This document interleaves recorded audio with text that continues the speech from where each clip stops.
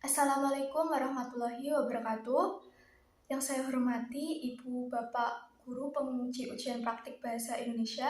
Perkenalkan, saya Elzin Erianti Silvanya, nomor absen 13 dari kelas 12 MIPA 3. Pada kesempatan kali ini, saya akan mengulas sebuah novel yang sudah saya baca, judulnya yaitu Ateis Achdiat Kartamiharja.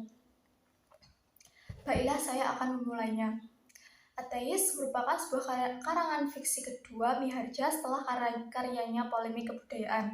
Novel ini diterbitkan pertama kali pada tahun 1949 dan di tahun 2003 novel yang berjumlah 232 halaman dengan 15 bab ini masih diterbitkan oleh Balai Pustaka Jakarta sehingga menjadi cetakan yang ke-24. Pada awal penerbitannya novel ini sangat populer. Berkat kepopulerannya, nama Miharja melambung tinggi dan menjadikannya menjadi salah satu penulis terkemuka di Indonesia pada saat itu hingga sekarang. Bukan hanya itu, Miharja juga dianugerahi hadiah tahunan oleh pemerintah RI pada tahun 1969. Nah, pencapaian novel Ateis masih berlanjut di tahun 1974 dengan judul yang sama. Ateis diangkat ke layar lebar oleh sutradara Shu Manjaya. Hingga kini, Miharja dan karangannya Ateis menjadi dua hal yang selalu bergandengan. Seolah-olah karyanya Ateis itu menjadi bagian identitas dari dirinya. Miharja dalam membuat karangannya mengambil latar belakang pada saat Indonesia belum merdeka. Pada saat itu, Indonesia masih dalam keadaan dijajah oleh Belanda dan Jepang. Melalui novel ini, Miharja ingin menggambarkan bagaimana kuatnya pengaruh ideologi asing terhadap pikiran masyarakat pada saat itu. Oleh karena itu, Miharja juga ingin novel yang dibuatnya ini juga ingin menggambarkan pergeseran gaya hidup masyarakat Indonesia dari awalnya tradisional menuju ke gaya hidup modern. Cerita diawali oleh kisah Hasan dari kehidupan masa kecilnya hingga ia dewasa. Hasan merupakan seorang anak desa yang hidup dalam keluarga yang dibekali oleh ilmu-ilmu agama Islam. Ayah dan ibunya termasuk orang yang saleh dan beriman. Jalan hidup mereka selalu ditempuh dengan tasbih dan mukena. Oleh karena itu, Hasan dididik menjadi anak yang mengerti dan paham agama. Bahkan, dari Hasan berumur 5 tahun, ia sudah diajari cara mengaji dan cara bersembahyang. Tiap malam, ketika Hasan akan tidur, ibunya tak lupa menceritakan kisah-kisah surga dan neraka. Kisah neraka yang diceritakan membuat Hasan ketakutan. Karena ketakutannya itu membuatnya ia selalu patuh kepada kedua orang tuanya. Ketika ia beranjak dewasa, sudah lulus kuliah, sudah mendapat pekerjaan, dirinya ingin memantapkan diri pada ilmu tarikat yang dianuti oleh ayah dan ibunya. Lantas kabar gembira ini membuat ayah dan ibunya sangat bahagia dan bersyukur karena anaknya mempunyai niat yang suci dari dalam dirinya. Sejak saat itu, Hasan semakin rajin dalam beribadah. Namun demi pekerjaannya, Hasan terpaksa merantau ke Bandung. Ia bekerja di sebuah kantor pegadaian yang terletak di Kota Praja. Saat sedang bekerja, tak sengaja bertemu dengan Rusli, seorang teman masa kecilnya yang baru ia temui sejak 15 tahun yang lalu. Ternyata Rusli itu tidak sendirian. Ia bersama dengan seorang wanita berpenampilan modern, namanya itu adalah Kartini. Pertemuan singkat antara Hasan dan Rusli tidak berhenti di situ saja.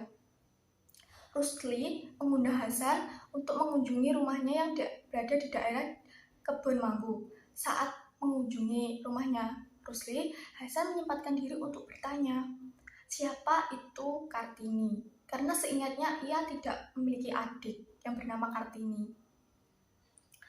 Lantas dijawablah oleh Rusli bahwa Kartini itu adalah seorang teman yang ia bantu. Dulunya Kartini itu dipaksa kawin oleh ibunya dengan seorang kakek-kakek tua. Namun setelah ibunya meninggal, ia kabur dan saat itulah ia bertemu dengan Rusli. Tak lama pun Kartini datang untuk menyapa. Pada saat berbicara agak lama, ngobrol agak lama, Hasan kemudian heran dan terkejut dengan tingkah laku Kartini yang terlalu bebas menurutnya, seperti mengajaknya menonton bioskop, mengajaknya untuk mengunjungi rumahnya. Menurutnya itu menurutnya itu tidak sesuai dengan didikan agamanya, apalagi itu bukan mahramnya. Lantas membuat Hasan menolak ajakannya. Sepulangnya dari rumah Rusli, Hasan selalu teringat-ingat oleh pertemuan ia dengan Kartini. Ia juga mengingatkannya pada sosok Rukmini. Rukmini ini adalah dulunya merupakan mantan kekasih Hasan, namun hubungan mereka itu kandas karena terhalang oleh restu orang tua. Orang tua Rukmini itu tidak ingin anaknya menikah dengan seorang anak atau raden, sedangkan orang tua Hasan itu ingin anaknya mengambil istri dari seorang raden. Pada akhirnya mereka pun berpisah. Terus Hasan mengunjungi lagi kembali ke rumah Rusli. Tujuannya kali ini adalah mengislamkan Rusli yang ia anggap murtad. Pada saat menyinggung soal agama, Rusli itu tetap tenang, tersenyum, seperti tidak memperdulikan ucapan Hasan. Ia kemudian membalas dengan kata-kata yang bermaksud menyamakan Tuhan dengan manusia. Dengan logika ilmiahnya, ia terus menguraikan pendapat-pendapatnya tentang Tuhan. Bahkan, ia percaya Tuhan itu tidak ada. Hal itu lantas membuat Hasan semakin gelisah dengan uraian Rusli yang mengatakan bahwa agama dan Tuhan itu tidak akan ada jika hidup manusia sudah mencapai kesempurnaan. Meskipun begitu, pendirian Hasan masih tetap memegang teguh pendiriannya. Seiring berjalannya waktu, Hasan sering bertemu dengan Rusli dan kawan-kawannya. Hubungan pertemanan mereka semakin erat, dibarengi dengan pendirian Hasan yang sudah mulai goyah. Sejak itu, Hasan mulai berubah. Ia tidak menaruhkan perhatian pada soal-soal agama, melainkan ia lebih tertarik pada uraian Rusli. Hal inilah yang membuatnya menjadi semakin bimbang. Dan itulah sebenarnya itu juga karena Kartini. Ia sebenarnya ingin melepas pergaulannya, tapi ia sudah terlanjur jatuh cinta kepada Kartini. Teori-teori ilmiah yang dikemukakan Hasan kemudian Rusli yang dikemukakan oleh Rusli membuat Hasan semakin bimbang dan ragu akan keyakinannya. Namun pada akhirnya Hasan memutuskan bahwa semua perkataan Rusli itu ternyata ada benarnya. Berubahlah Hasan menjadi seorang ateis yang tidak percaya agama. Sejak saat itu hidupnya berubah drastis menjadi lebih bebas. Hasan merasa hidupnya lebih bahagia. Di samping itu, Kartini juga menerima cintanya. Semakin senanglah Hasan dengan hidupnya sekarang ini. Di samping itu, perubahan sikap Hasan juga membuat kecewa ayah dan ibunya. Sekaligus kecewa juga dan marah. Apalagi orang tuanya itu kan seorang pemeluk agama Islam yang fanatik. Pastilah mereka merasa terpukul melihat anaknya menyimpang dari ajaran agamanya. Padahal orang tuanya itu berharap Hasan akan menjadi anak yang soleh dan alim. Kecewaan dan kemarahan tersebut lantas membuat hubungan anak dan orang tua itu kian merenggang. Di sisi lain, Hasan tuh sebenarnya merasa sedih atas apa yang terjadi antara ia dan ibunya. Maksudnya kedua orang tuanya. Namun kesedihan itu lambat laun memudar. Ia akhirnya menikah dengan Kartini. Mulailah lembaran-lembaran baru dalam hidupnya. Setelah 3 tahun menikah, nyatanya tidak ada ketentraman dan kebahagiaan dalam rumah tangga Hasan. Ia malah seperti hidup di neraka. Setiap hari selalu diselimuti oleh perkelahian dan pertengkaran. Bahkan Hasan juga sudah berubah menjadi orang yang cepat emosi dan berlaku kasar. Sekali ia juga pernah memukul istrinya. Ia juga sering berpikiran negatif tentang istrinya bahwa istrinya itu selingkuh. Kepercayaan dan kejujuran dalam rumah tangga Hasan sudah tidak ada lagi atau sudah hilang. Kemudian lantas hubungan yang sudah terjalin 3 tahun lebih itu kemudian kandas. Hasan dan Kartini kemudian bercerai. Kondisinya Hasan semakin parah karena penyakit TBC-nya yang cukup lama ia derita. Nah, tak hanya itu, hidupnya juga semakin tersiksa. Semua orang di dekatnya menjauh. Tak ada lagi tempat sandaran untuk ia bersedih atas semua penderitaannya itu. Barulah ia sadar akan Tuhannya, akan ayahnya, dan sadar akan semua dosanya. Dengan rasa bersalahnya itu, Hasan kemudian menemui ayahnya sedang sekarat untuk meminta maaf. Namun apa daya, ayahnya sudah tidak sudi lagi menerima permintaan maaf darinya. Kemudian selang beberapa waktu, ayahnya pun meninggal dunia. Datanglah penyesalan terbesar dalam hidupnya. Kepada siapa lagi ia akan menebus dosanya? Akhir cerita, dengan tubuhnya yang rapuh itu, Hasan berjalan menuju kediamannya yang berada di Tegalega. Di tengah perjalanan tiba-tiba ada peringatan bahaya udara atau peringatan bom. Nah, segeralah orang-orang yang berada di sekitar jalan itu berlarian untuk bersembunyi. Begitu pula dengan Hasan. Namun, nahasnya, Hasan tertangkap oleh Kenpei atau yang bisa disebut polisi militer Jepang dan dibarengi oleh satu peluru yang sudah menembus pada paha kirinya.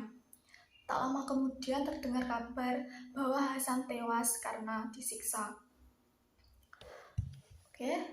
Novel ini mengangkat tema yang menarik, yaitu tentang religi yang diselimuti oleh kehidupan sosial politik masyarakat. Di awal babnya juga sudah di-spoileri sebenarnya. Nah, inilah yang akan membuat pembaca penasaran dan akhirnya ingin tahu kelanjutannya, dan pada akhirnya akan membacanya sampai selesai. Selain itu, dari novel ini juga banyak pelajaran hidup yang bisa kita ambil dari seorang tokoh Hasan. Salah satunya yaitu bahwa dalam hidup itu harus memiliki pendirian yang mantap agar tidak mudah terpengaruh oleh hal lain. Terus kemudian kecakapan penulis dalam menjelaskan setiap atau menggambarkan setiap emosi, perasaan tokoh fiksinya menjadi kelebihan dari novel ini. Karena berhasil membuat pembaca itu juga ikut merasakan emosi setiap tokohnya yang tertulis di sini. Selain itu, banyak juga pemilihan kata-katanya juga indah dan cerdik. Dan meskipun ini novel lama, tapi tidak akan membuat bosan jika ingin membaca ulangnya lagi. Jika ingin membaca ulang. Namun sayangnya dalam novel ini banyak menggunakan istilah-istilah asing yang tidak diartikan sehingga sulit dimengerti oleh orang awam seperti kita. Nah, kemudian dari segi covernya juga begitu kurang menarik perhatian. Sampulnya begitu polos dan terkesan mati. Jarak penulisan kalimatnya pun juga rapat-rapat. Kemudian dari segi alurnya itu agak rumit untuk dipahami. Perlu membaca 2-3 kali untuk dapat menangkap maksud dari ceritanya. Apalagi novel ini menggunakan 3 sudut pandang yang berbeda. Jadi pembaca itu harus benar-benar konsentrasi dalam membacanya. Selain itu, terdapat penggunaan kata-kata vulgar, sehingga novel ini hanya cocok dibaca oleh kalangan anak SMA sampai orang dewasa. Sekian dari saya. Apabila saya ada salah kata, masih banyak kekurangan, saya mohon maaf. Terima kasih kepada Bapak Ibu guru penguji. Sekian dari saya. Wassalamualaikum warahmatullahi wabarakatuh.